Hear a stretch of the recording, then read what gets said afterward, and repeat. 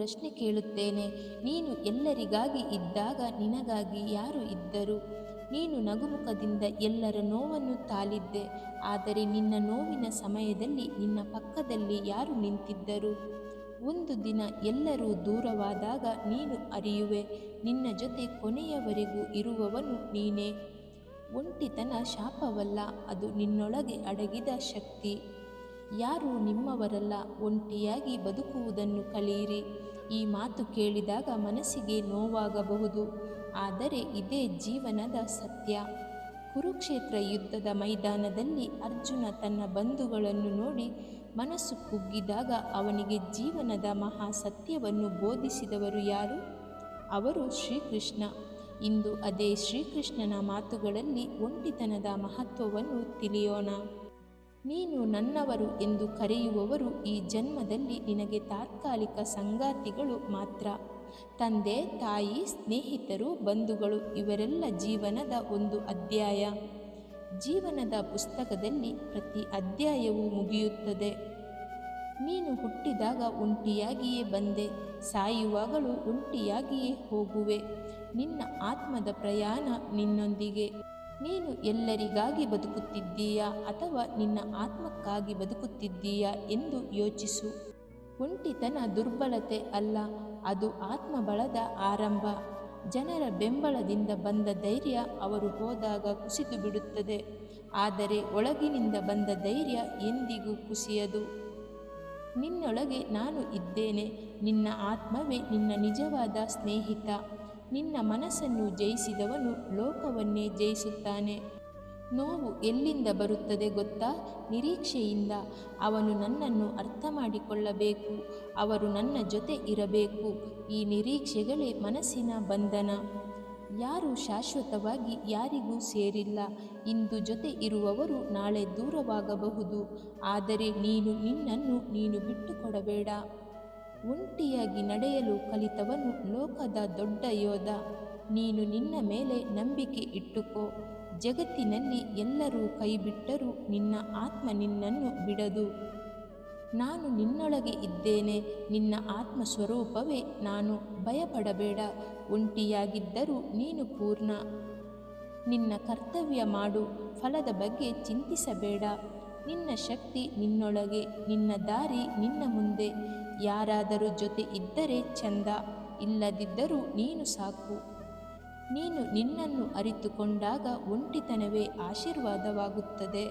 ಜೀವನದಲ್ಲಿ ಒಂದು ಸತ್ಯ ಇದೆ, ಒಂದು ದಿನ ನೀನು ಅರಿತುಕೊಳ್ಳುವೆ ನೀನು ಯಾರಿಗೂ ಅವಲಂಬಿತನಾಗಿ ಬದುಕುತ್ತಿದ್ದೀಯೆಂದು. ಆದರೆ ಕೇಳು, ಜೀವನದ ಯುದ್ಧದಲ್ಲಿ ಕೊನೆಗೆ ನಿನ್ನ ಜೊತೆ ನಿಂತುಕೊಳ್ಳೋದು ನೀನೇ. ಹೆಚ್ಚಿನ ಜನರು ತಮ್ಮ ಶಕ್ತಿಯನ್ನು ಹೊರಗೆ ಹುಡುಕುತ್ತಾರೆ. ಪ್ರಶಂಸೆ ಬೇಕು, ಅಂಗೀಕಾರ ಬೇಕು, ಬೆಂಬಲ ಬೇಕು. ಆದರೆ ನಿನ್ನೊಳಗಿನ ಧ್ವನಿಯನ್ನು ಕೇಳಿದ್ದೀಯಾ? ಶ್ರೀಕೃಷ್ಣ ಹೇಳುತ್ತಾರೆ, ನಿನ್ನ ಆತ್ಮವೇ ನಿನ್ನ ದೊಡ್ಡ ಗುರು. ನಿನ್ನ ಮನಸ್ಸನ್ನು ಜಯಿಸು, ನಿನ್ನ ಭಯವನ್ನು ಗೆಲ್ಲು, ನಿನ್ನ ಸಂಶಯವನ್ನು ಸುಟ್ಟು ಹಾಕು. ಆಗ ಲೋಕವೇ ನಿನ್ನ ಮುಂದೆ ತಲೆಬಾಗುತ್ತದೆ. ನೋವು ಎಲ್ಲಿಂದ ಬರುತ್ತದೆ ಗೊತ್ತಾ? ನಿರೀಕ್ಷೆಯಿಂದ. ಅವರು ನನ್ನ ಜೊತೆ ಇರಬೇಕು, ಅವರು ನನ್ನನ್ನು ಅರ್ಥ ಮಾಡಿಕೊಳ್ಳಬೇಕು. ಆದರೆ ಸತ್ಯ ಏನು? ಯಾರೂ ಶಾಶ್ವತವಾಗಿ ಯಾರಿಗೂ ಸೇರಿಲ್ಲ. ನೀನು ಹುಟ್ಟಿದಾಗ ಒಂಟಿ, ನೀನು ಸಾಯುವಾಗಲೂ ಒಂಟಿ. ಆ ಮಧ್ಯದಲ್ಲಿ ಜನರು ತಾತ್ಕಾಲಿಕ ಅತಿಥಿಗಳು. ಜನರು ಹೇಳುತ್ತಾರೆ ಅವನು ಒಂಟಿ, ಆದರೆ ಸತ್ಯ ಏನು ಗೊತ್ತಾ? ಒಂಟಿಯಾಗಿ ನಿಲ್ಲಬಲ್ಲವನೇ ಬಲಿಷ್ಠ. ಭಗವದ್ಗೀತೆಯಲ್ಲಿ ಒಂದು ಮಹಾ ಸಂದೇಶ ಇದೆ. ಕರ್ತವ್ಯ ಮಾಡು, ಫಲದ ಬಗ್ಗೆ ಚಿಂತಿಸಬೇಡ. ನೀನು ನಿನ್ನ ದಾರಿಯಲ್ಲಿ ನಡೆ. ಯಾರಾದರೂ ಜೊತೆ ಬಂದರೆ ಸ್ವಾಗತ, ಬರದಿದ್ದರೂ ನಿಲ್ಲಬೇಡ. ಕುರುಕ್ಷೇತ್ರದ ಮೈದಾನದಲ್ಲಿ ಭಯದಿಂದ ನಿಂತಿದ್ದ ಅರ್ಜುನ ಒಂದು ಕ್ಷಣದಲ್ಲಿ ಬದಲಾದನು. ಯಾಕೆ? ಅವನು ತನ್ನ ಶಕ್ತಿಯನ್ನು ನೆನಪಿಸಿಕೊಂಡನು. ನಿನ್ನೊಳಗೂ ಆ ಶಕ್ತಿ ಇದೆ. ನಿನ್ನ ದುಃಖ ನಿನ್ನನ್ನು ದುರ್ಬಲಗೊಳಿಸಲು ಅಲ್ಲ, ನಿನ್ನನ್ನು ರೂಪಿಸಲು ಬಂದಿದೆ. ನಿನ್ನ ನೋವು ನಿನ್ನ ಶಿಕ್ಷಕ, ನಿನ್ನ ವೈಫಲ್ಯ ನಿನ್ನ ಮಾರ್ಗದರ್ಶಕ. ಒಂದು ದಿನ ಎಲ್ಲರೂ ದೂರವಾದರೂ ನೀನು ನಿನ್ನ ಜೊತೆ ಇರಬೇಕು. ಆದ್ದರಿಂದ ನಿನ್ನನ್ನು ನೀನು ಪ್ರೀತಿಸು, ನಿನ್ನನ್ನು ನೀನು ಗೌರವಿಸು, ನಿನ್ನನ್ನು ನೀನು ಬಲಪಡಿಸು. ನಿನ್ನೊಳಗೆ ದಿವ್ಯ ಶಕ್ತಿ ಇದೆ, ಅದನ್ನು ಎಬ್ಬಿಸು. ಒಂಟಿತನವು ಶಾಪವಲ್ಲ, ಅದು ಆತ್ಮವನ್ನು ಕೇಳುವ ಅವಕಾಶ. ಎಲ್ಲರೂ ಜೊತೆಗಿದ್ದಾಗ ನಗುವುದು ಸುಲಭ, ಒಂಟಿಯಾಗಿ ಇದ್ದಾಗ ನಗಬಲ್ಲವನೇ ಬಲಿಷ್ಠ. ಜನರ ಸದ್ದು ಕಡಿಮೆಯಾದಾಗ ನಿನ್ನ ಒಳಗಿನ ಶಕ್ತಿ ಮಾತನಾಡಲು ಶುರು ಮಾಡುತ್ತದೆ. ಒಂಟಿಯಾಗಿ ಕಳೆಯುವ ಸಮಯ ನಿನ್ನ ಜೀವನದ ದೊಡ್ಡ ಹೂಡಿಕೆ. ಯಾರು ನಿನ್ನ ಜೊತೆ ಇಲ್ಲ ಎಂದು ಅಳಬೇಡ, ದೇವರು ನಿನ್ನೊಳಗೆ ಇದ್ದಾನೆ ಎಂದು ಅರಿತುಕೋ. ಒಂಟಿತನ ನಿನ್ನನ್ನು ಮುರಿಯಲು ಬರೋದಿಲ್ಲ, ನಿನ್ನನ್ನು ರೂಪಿಸಲು ಬರುತ್ತದೆ. ಎಲ್ಲರ ಬೆಂಬಲವಿಲ್ಲದೆ ನಿಲ್ಲುವವನು ನಿಜವಾದ ಯೋಧ. ನಿರೀಕ್ಷೆ ಕಡಿಮೆ ಮಾಡಿದಾಗ ಮನಸ್ಸಿನ ಶಾಂತಿ ಹೆಚ್ಚು. ನಿನ್ನ ಜೊತೆ ನಿಲ್ಲಬಲ್ಲವನು ಇಡೀ ಲೋಕವನ್ನು ಎದುರಿಸಬಲ್ಲನು. ಒಂಟಿತನದಲ್ಲಿ ಕಂಡುಕೊಂಡ ನಿನ್ನ ಸ್ವಭಾವ ಜನರ ನಡುವೆ ಕಳೆದು ಹೋಗುವುದಿಲ್ಲ. ಒಂದು ದಿನ ನೀನು ಅರಿಯುವೆ, ಜನರು ಬರುತ್ತಾರೆ ಹೋಗುತ್ತಾರೆ, ಆದರೆ ನಿನ್ನ ಆತ್ಮದ ಜೊತೆಗಿನ ಸಂಬಂಧ ಎಂದಿಗೂ ಕಡಿಯದು. ಒಂಟಿಯಾಗಿ ಕುಳಿತಿರುವ ಕ್ಷಣದಲ್ಲಿ ನಿನ್ನ ಕನಸುಗಳು ಸ್ಪಷ್ಟವಾಗುತ್ತವೆ. ಒಂಟಿಯಾಗಿ ಅಳುವ ಕ್ಷಣದಲ್ಲಿ ನಿನ್ನ ಮನಸ್ಸು ಬಲವಾಗುತ್ತದೆ. ಒಂಟಿಯಾಗಿ ಹೋರಾಡುವ ಕ್ಷಣದಲ್ಲಿ ನಿನ್ನ ವ್ಯಕ್ತಿತ್ವ ರೂಪುಗೊಳ್ಳುತ್ತದೆ. ಜನರ ಚಪ್ಪಾಳೆ ತಾತ್ಕಾಲಿಕ, ಆತ್ಮಸಂತೋಷ ಶಾಶ್ವತ. ನಿನ್ನ ಜೊತೆ ನೀನೇ ನಿಲ್ಲು, ಜೀವನವೇ ನಿನ್ನ ಹಿಂದೆ ನಿಲ್ಲುತ್ತದೆ. ಒಂಟಿತನ ಈ ಒಂದು ಪದವೇ ಕೆಲವರ ಹೃದಯವನ್ನು ಭಯಪಡಿಸುತ್ತದೆ. ಕೆಲವರಿಗೆ ಇದು ನೋವು, ಕೆಲವರಿಗೆ ಇದು ಖಾಲಿತನ.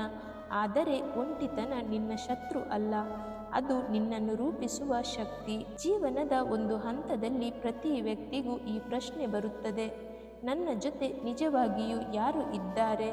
ನೀನು ಜನರಿಗಾಗಿ ಬಹಳ ಮಾಡಿರಬಹುದು, ಅವರಿಗೆ ಸಮಯ ಕೊಟ್ಟಿರಬಹುದು, ಅವರ ನೋವಿನಲ್ಲಿ ಜತೆ ನಿಂತಿರಬಹುದು. ಆದರೆ ಒಂದು ದಿನ ನೀನು ಕುಸಿದಾಗ ನಿನ್ನ ಸುತ್ತಲೂ ಮೌನವೇ ಇರುತ್ತದೆ. ಆ ಕ್ಷಣದಲ್ಲಿ ನೀನು ಅರಿಯುವೆ, ನಿನ್ನ ಜೊತೆ ಕೊನೆಯವರೆಗೂ ಇರುವವನು ನೀನೇ. ನೀನು ಹುಟ್ಟಿದಾಗ ಒಂಟಿ, ಸಾಯುವಾಗಲೂ ಒಂಟಿ.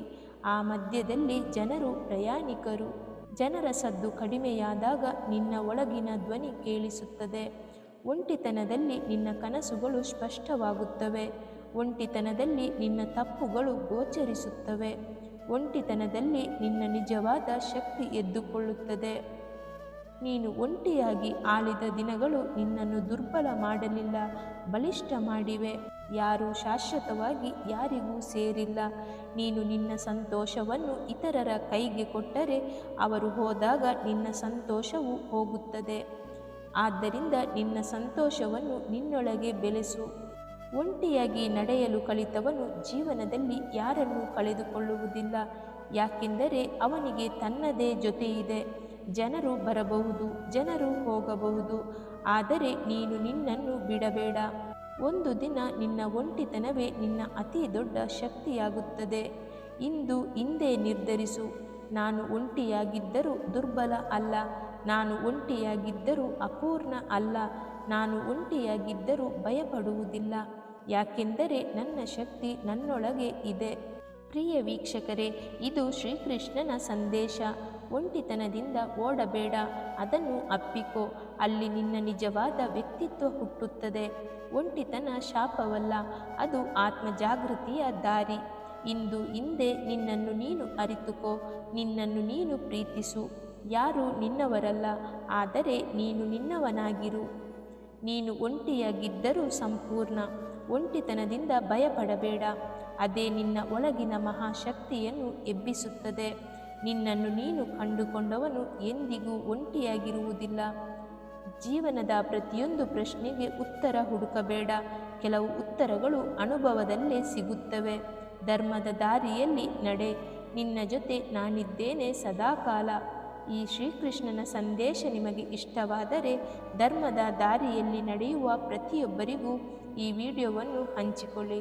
ಜೈ ಶ್ರೀಕೃಷ್ಣ.